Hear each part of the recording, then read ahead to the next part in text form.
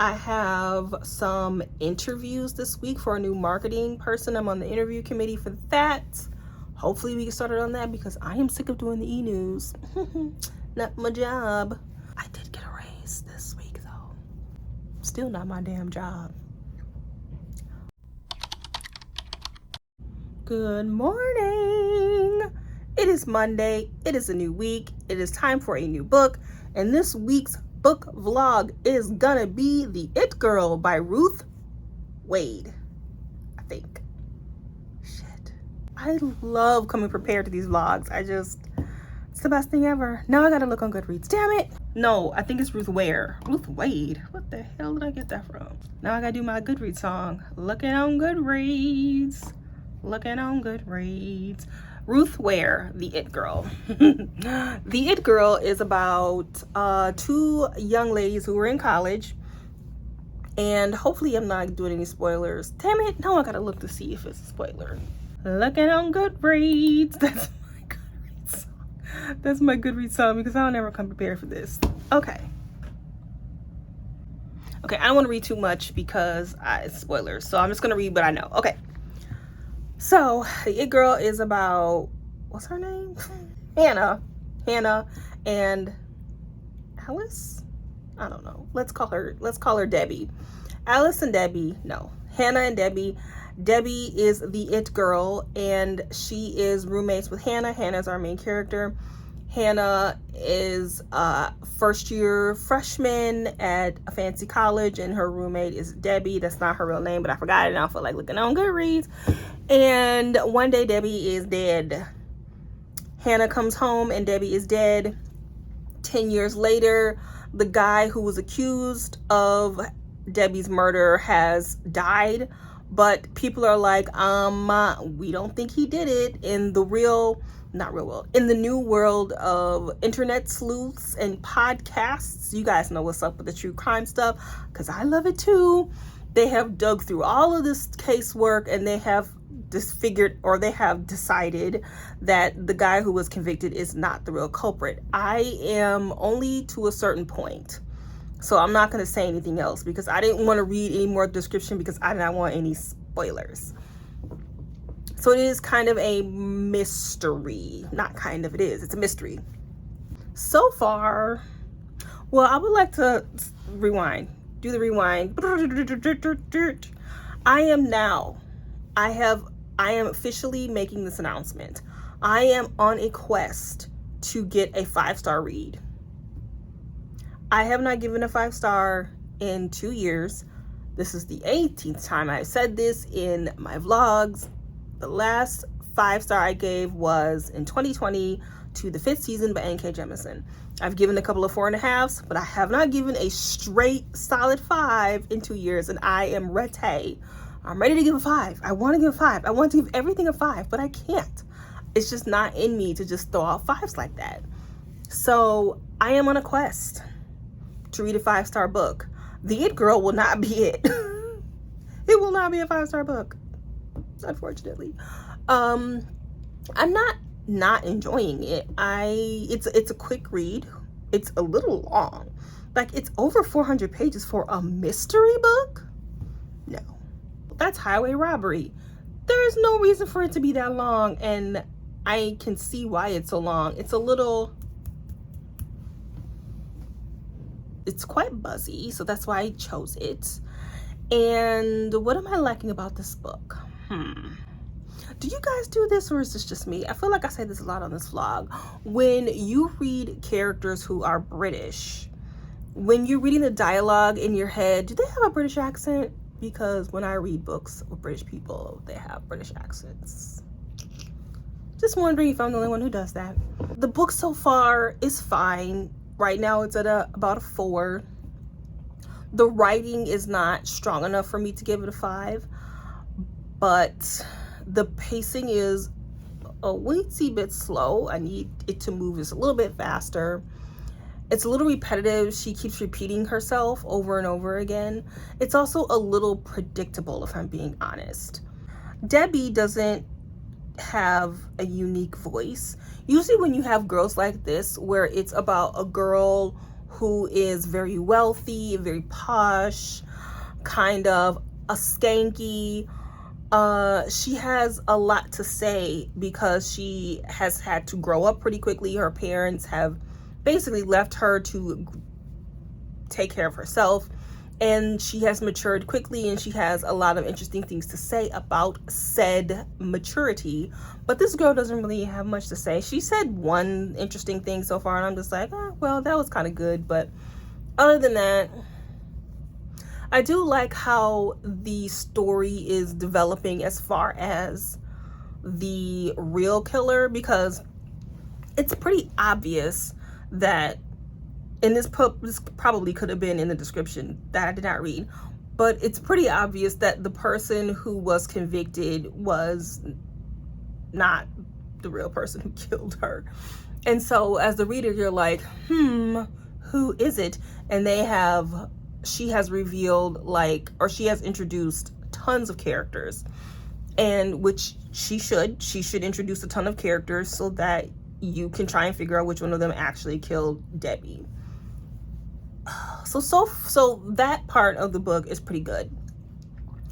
I, of course, have a guess, but I think that is a red herring, and I'm not going to guess this person. But I like the way the author is pointing fingers at people, even though most of them are red herrings. But I like the way she's doing it and trying to make the reader second guess everything they say, including Hannah. Hannah is so distraught about Debbie's death, but she might be a little guilty herself.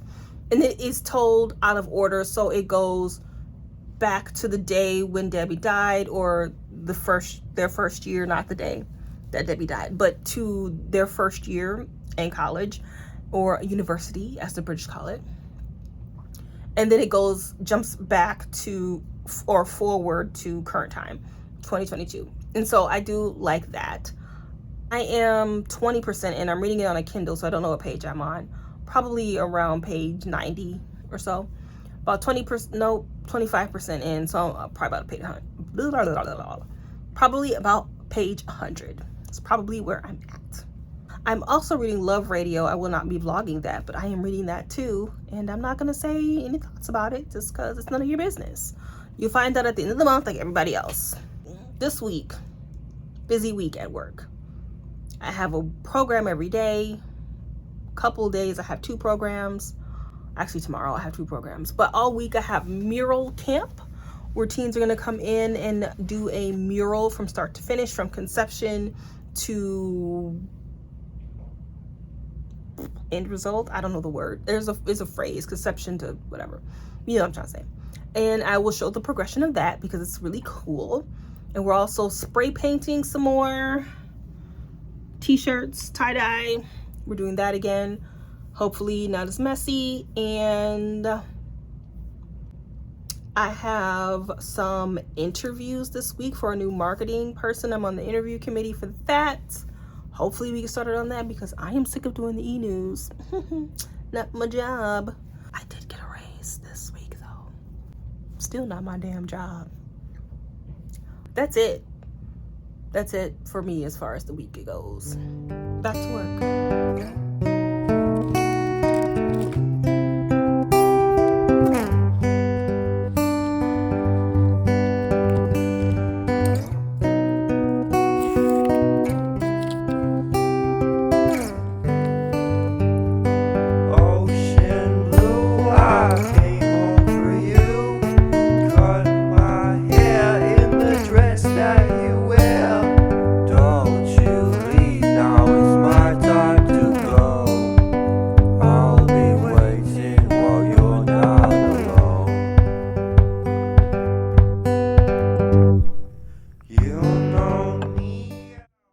This is our little donation corner in the back of the library that you as a patron would never see. And people drop off their donations back here from their homes. Other libraries give us their donations and we store them back here to sort through if we want to put them out for sale. Staff does get first dibs. So if I were to see something on here that I liked, I would take it for myself or for teen giveaways. But there was nothing really here that I wanted.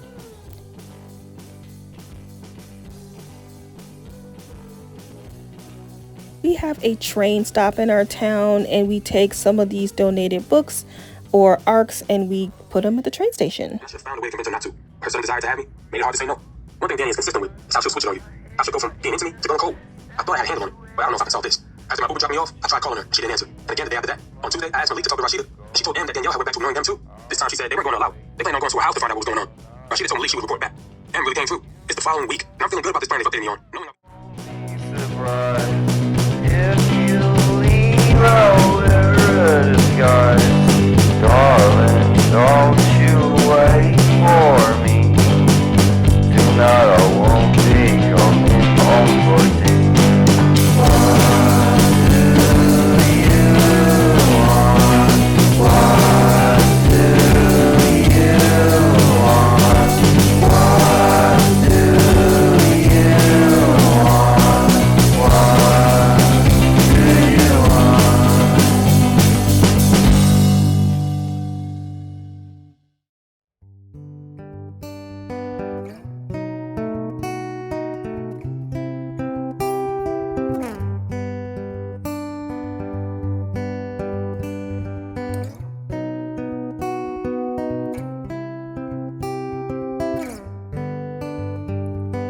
Ocean blue, I came home for you.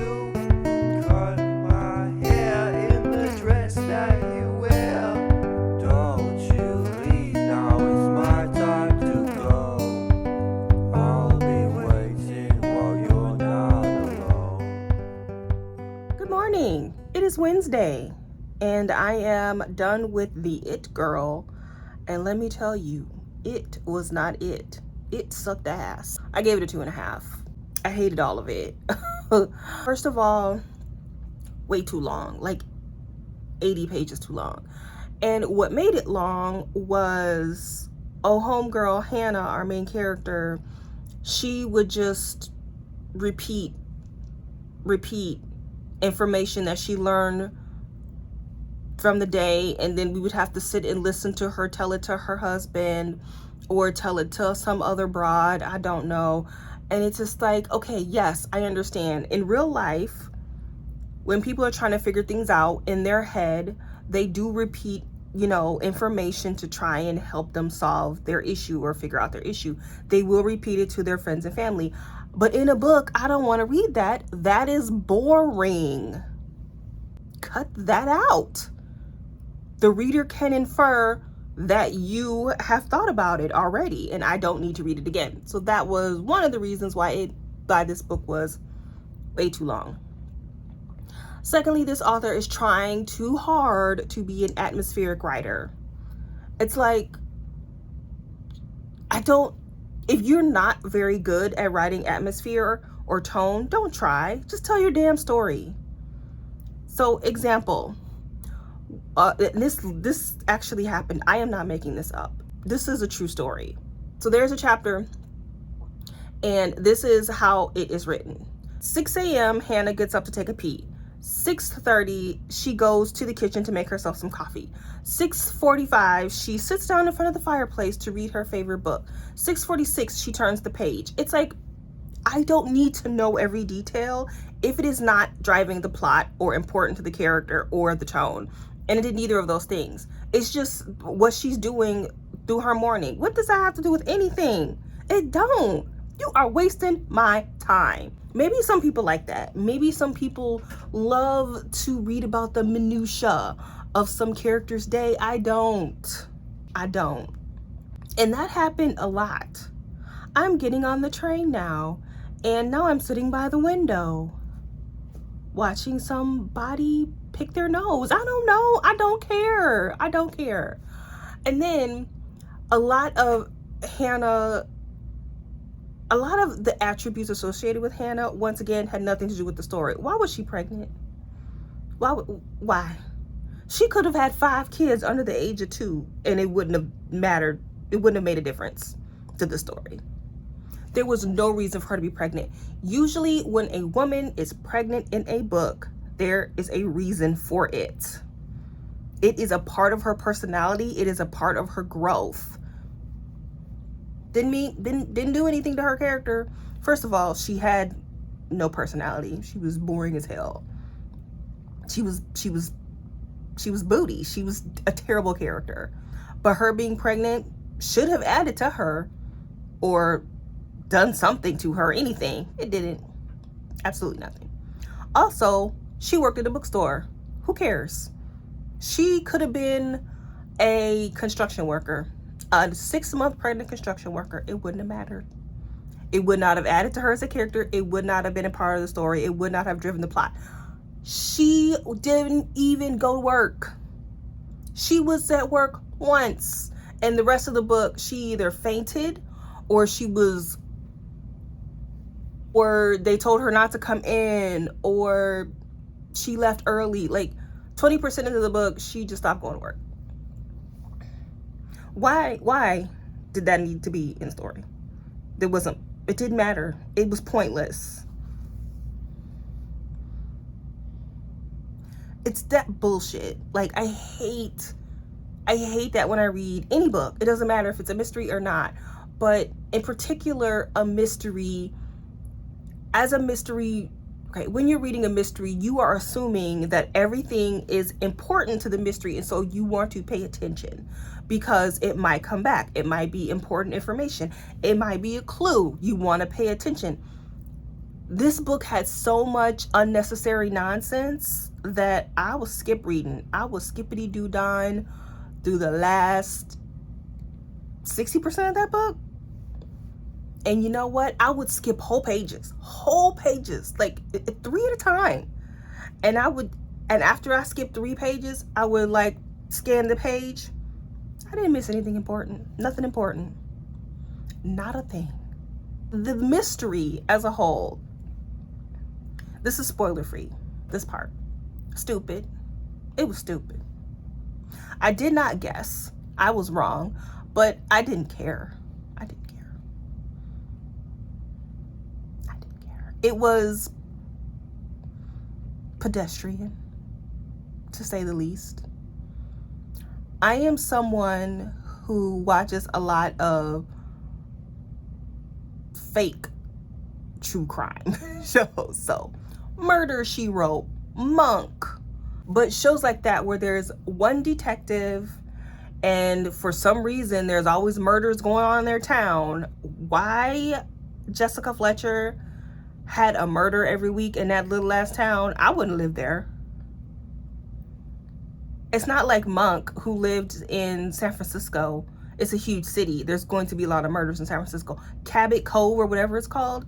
That is a small ass town, and it was a murder every week. Anyway, not the point. But I watch a lot of TV shows where there's a lot of detectives. And so I've seen it all. I have seen it all. And I mean, it's not like you're going to reinvent the wheel here. There's going to be repetition as far as murders are concerned. But this author made it seem like she hit the jackpot with her murder story. She was like, ain't nobody ever did this storyline before. First of all, homegirl, April, that's her name. It ain't Debbie, it's April. April was a prankster. She is 20 years old. Maybe not 20, 18. She is 18 years old. And she is wealthy. She got money coming out of her ass. And she is a prankster. I mean, I'm not saying that college students are too mature to be pranksters. We had a prank war when I was in college. But it was like little dumb pranks, like, what was it? It was dumb shit. It wasn't like trying to ruin your grades or something. That ain't no prank. That is not a prank. They were calling it pranks. Those are not pranks. That is downright sadistic. That is uncool. It's not a prank. A prank is like, oh, I put pepper in your Coke. And Coca-Cola, not your snorting Coke. Or, this is what we did during prank war week. We did the old saran wrap in the toilet. That bullshit. You know, ain't nobody gonna lose their life or get kicked out of school for saran wrap in the toilet. That's a prank. Telling somebody, no, that's a spoiler. Making someone think that they were caught cheating in college and could possibly get kicked out is not a prank. That's being an asshole. That's revenge. I'm pissed off. I don't like you and I'm finna fuck with you because you are a piece of shit. That's what that is. That's not a prank. It's not a prank. So I don't know why they were calling it pranking and making light of it, because it wasn't. It was not that. And I think that was also a problem there. It was kind of making light of her assholeriness. That's not a prank. So yeah, as I'm talking to you, I'm kind of like thinking it through. And as I'm thinking it through, I'm like, maybe because they called it pranking, that was maybe the wrong term. I don't know if Ruth Ware is British. This book was set in England and it was heavy with the British dialect. Some of the words and some of the phrases they were saying, I didn't know what it meant, but I didn't care. I was just like, yeah, well, that's how they talk in England. I don't care. But maybe they call that pranking. Here, we would call that like, you hate a motherfucker and you want them to go down. That's not a prank. A prank is saran wrap in the toilet. The motive was fine. The motive was plausible. People kill for less. That's not the issue. It was the way we got there. It just took so long. So long. And it was one of those, and I call this the Harry Potter syndrome, is when, especially book 1, is when the kids, the trio, they're trying to solve a mystery, and then all of a sudden Harry would be like, I know, it's blah blah blah blah blah blah blah, just off the top of their head, just because they recalled something that happened yesterday. It's that. It's not actual investigation. It's not actual interviewing people. It's boop deep doop deep doo, walking down the hill. Oh, I remember that conversation I had 5 years ago with that one dude down the street. That's what happened. It's that bullshit. It's that. That's how she solved the case. Good Girl's Guide to Murder was way better than this book, and it was a teen book. Like infinitely better than this book. I will never read anything else by this woman again. This was a fucking waste of my time, and I'm kind of upset about it, because this is the type of book where publishers throw money at. This book will be tops of the Goodreads Book Choice Awards, and it does not deserve it.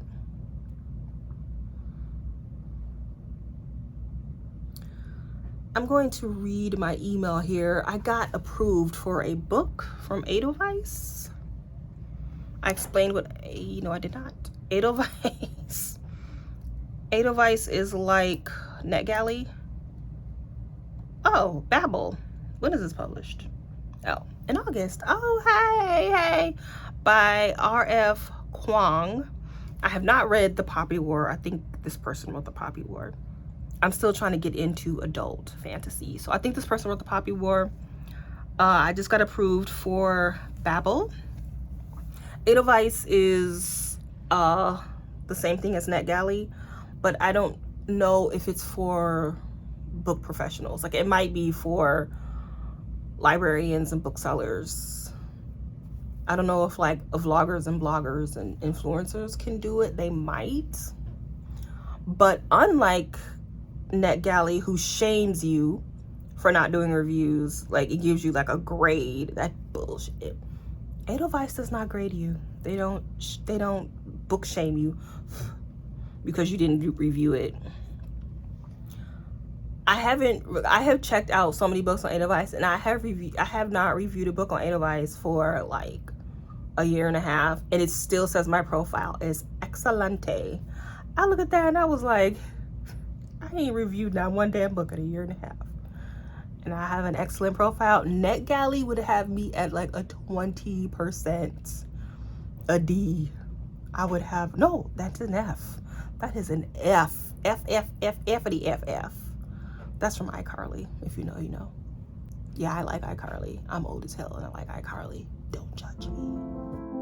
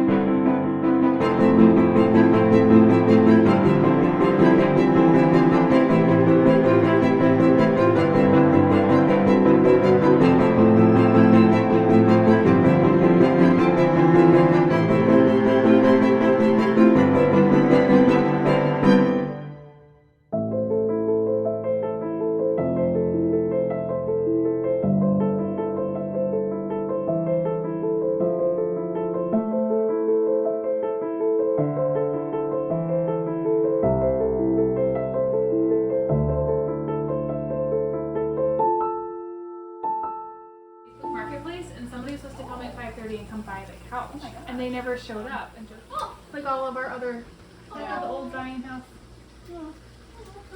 It's like it was like, oh, if you're like a bourbon dude, you're gonna go for a bourbon ice cream because you indulge. Chocolate shop ice cream. Ice cream.